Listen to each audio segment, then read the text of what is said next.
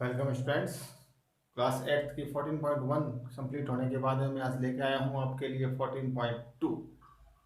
सारे स्टूडेंट्स से मैं ये कहना चाहता हूँ कि 14.2 को थोड़ा सा गौर से ध्यान लगा के इन क्वेश्चंस को समझना। थोड़े से 14.1 की तुलना में ये थोड़े से डिफिकल्ट हैं। मैं पूरी कोशिश करूँगा कि मैं आपको ये अच्छे से समझा सकूँ। 14.1 क्लास 8 क्वेश्चन नंबर 1 कहता है फैक्टराइज करना, यानी कि फैक्टर करना है। फैक्टर क्या होता है मैं आपको बता चुका हूँ। क्वेश्चन 1 है ए स्क्वायर प्लस 8 ए प्लस 16।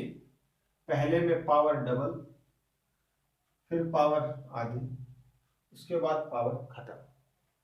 तो इस प्रकार के जो क्वेश्चंस होते हैं, इस प्रकार के जो फैक्टराइज करने के लिए होते हैं, उनको सॉल्व करने का तरीका, उसमें फॉर्मूला लगता है जिसको बोला जाता है मिडिल टर्म स्प्लिटिंग।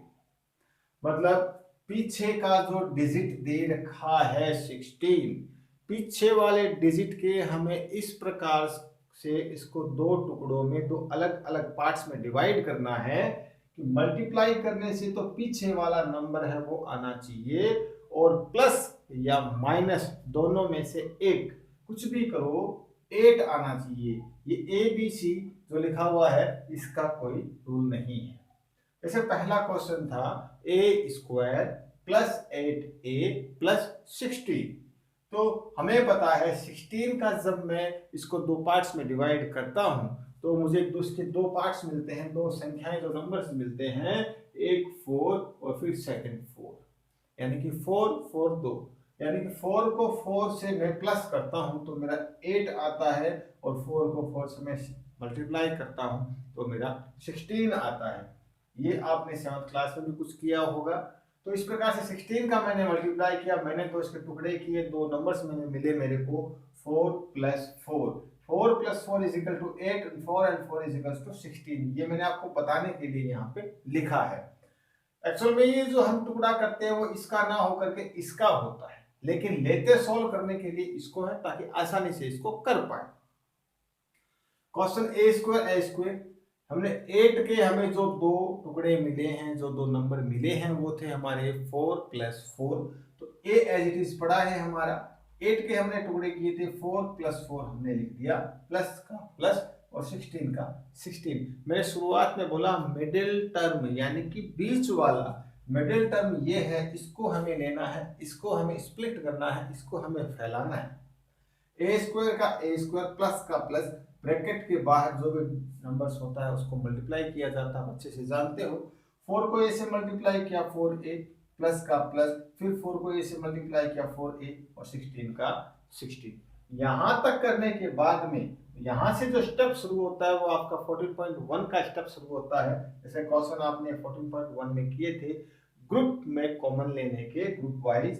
तो हम इसमें क्या करते हैं, शुरू के दो नंबर्स लेते हैं और लास्ट के भी दो डिजिट्स लेते हैं, नंबर्स लेते हैं। शुरू वाले दो में भी हम कॉमन लेते हैं, लास्ट वाले दो में भी हम कॉमन लेते हैं। शुरू वाले दो में हमने कॉमन लिया, ए इसमें भी है, ए इसमें भी, ए को कॉमन लिया।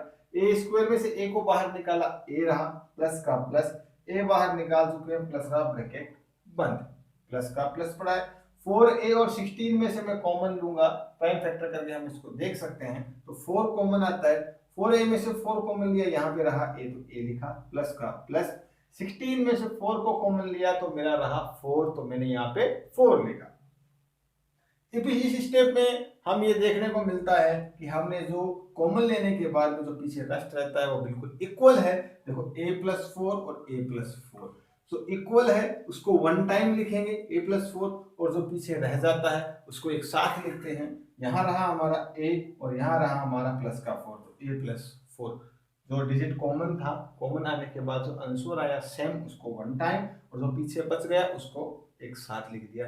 हम देखते हैं कि दोनों बिल्कुल एक जैसे हैं। तो आप इस बात को अच्छी तरीके से जानते हो कि 2 प्लस 2 होता है, तो हम इसको 2 की पावर 2 लिख सकते हैं।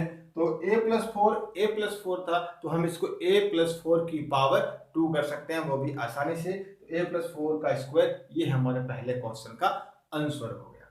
इसी प्रकार एक क्वेश्चन और बताता हूं मैं, ये प्लस के थे सारे, अब मैं बताता हूं क्वेश्चन नंबर आपको एक 5, जो कि माइनस में है, थोड़ा सा डिफरेंट है, थोड़ा सा चेंज है। हम 4 स्क्वायर माइनस 8x प्लस 4, हम ये देखते हैं कि सबसे पहले ये देखा जाता है कि कहीं कुछ कॉमन तो नहीं आ रहा है, तो हम कॉमन को पहले बाहर निकाल लेते हैं। 4, 8 एंड 4 में से कोई देखते हैं कि 4 से डिवाइड होता है, 4 से डिवाइड होता है, 4 से डिवाइड होता है, तो मैंने 4 को कॉमन को बाहर निकाला, तो यहाँ रहा मेरा एक्स स्क्वायर माइनस 8 में से 4 को कॉमन निकाला 2, एक्स का एक्स प्लस का प्लस, 4 था और 4 कॉमन ले लिया तो 1 रहा। कॉमन का मतलब होता है डिवाइड करना, तो 4 को 4 से डिवाइड करेंगे 1 मिला। यहां आने के बाद क्वेश्चन बिल्कुल पहले क्वेश्चन जैसा हो गया, पावर डबल है, पावर आधी है और पावर बिल्कुल गायब है।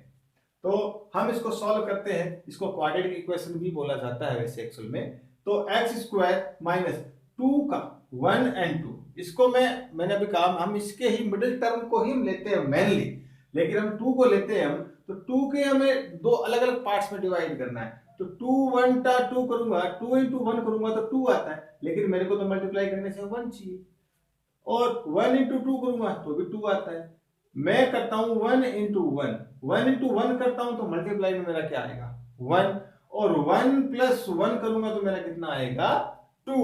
तो मैंने यही कहा था मिडिल टर्म जो होता है प्लस माइनस करने से मिडिल टर्म आना चाहिए और मल्टीप्लाई करने से पीछे वाला टर्म आना चाहिए, और जो निशान है उसको एक बार के लिए लीव कर दो, वो सेट अपने आप हो जाएगा। 4 का 4, एक्स स्क्वायर का एक्स स्क्वायर, माइनस का माइनस, ये एक्स का एक्स पड़ा है। हमने 2 को दो पार्ट्स में डिवाइड किया, 1 + 1 मैंने लिख दिया, पीछे वाला सेम टू सेम। 4 का 4 एक्स स्क्वायर, इस x को मैं 1 से मल्टीप्लाई करूंगा -1x आएगा, माइनस x को मैं फिर 1 से मल्टीप्लाई करूंगा माइनस का 1x आएगा। तो ऑटोमेटिक यहां आने के बाद जो साइंस होते हैं वो सेट हो जाते हैं अपने आप।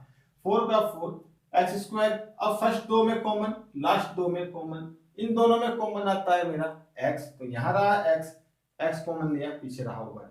इन दोनों में माइनस का माइनस, कुछ भी कॉमन नहीं है, जिसमें मैंने शुरू में कहा था जिसमें कुछ भी कॉमन नहीं होता उसमें हमेशा 1 कॉमन होता है, क्योंकि 1 से आप सब नंबर्स को डिवाइड कर सकते हो। 1 कॉमन लिया तो यहाँ रहा मेरा x, और यहाँ भी 1 1 जा 1 होता है, और 1 को 1 से डिवाइड करते हैं तो भी 1 ही आता है, तो 1 रहा। माइनस कॉमन ले रखा था इसलिए प्लस माइनस माइनस होता है। अब देखा कि x - 1 बिल्कुल सेम है, और जो सेम है उसको 1 टाइम लिखा जाता है, पीछे बच गया x, यहाँ माइनस का 1 एंड x - 1, यहाँ तक छोड़ देते हैं तो भी हमारा आंसर सही रहता है। लेकिन मोस्टली जब हम बुक्स में आंसर देखते हैं या चेक करते हैं तो यहाँ कंफ्यूज हो जाते हैं कि आंसर मैच नहीं खा रहा है, थोड़ा इसको सही कर लेते हैं। 4 का 4 x - 1 बिल्कुल x जैसा है, तो मैं क्या करता हूँ, दोनों एक जैसे, इन दोनों के ऊपर मैं लगवाया था स्क्वायर का निशान, 4x - 1 का होल स्क्वायर। तो ये आपका था 14.1 का क्वेश्चन नंबर 1। क्वेश्चन नंबर 1 में शायद मेरे हिसाब से 7-8 क्वेश्चन हैं, इन सातों क्वेश्चंस को आप करके देखोगे, क्वेश्चन नंबर 1 को आप कंप्लीट करके देखोगे। इसका एक जो सबसे लास्ट में क्वेश्चन है, शायद क्वेश्चन नंबर 7, शायद मेरे हिसाब से क्वेश्चन नंबर 7 है, तो थोड़ा सा डिफिकल्ट हो सकता है, आप उसको ट्राई करें करने की, हो जाता है तो ठीक है, नहीं तो नेक्स्ट वीडियो में वो क्वेश्चन करवा करके और क्वेश्चन नंबर जो 2 है 14.2 का मैं आपको समझाऊंगा बिल्कुल। तब तक के लिए thank you and welcome. Videos देखिए, अपनी पढ़ाई को बिल्कुल जारी रखिए और घर पे रहिए और अपना ध्यान रखिए। जय हिंद।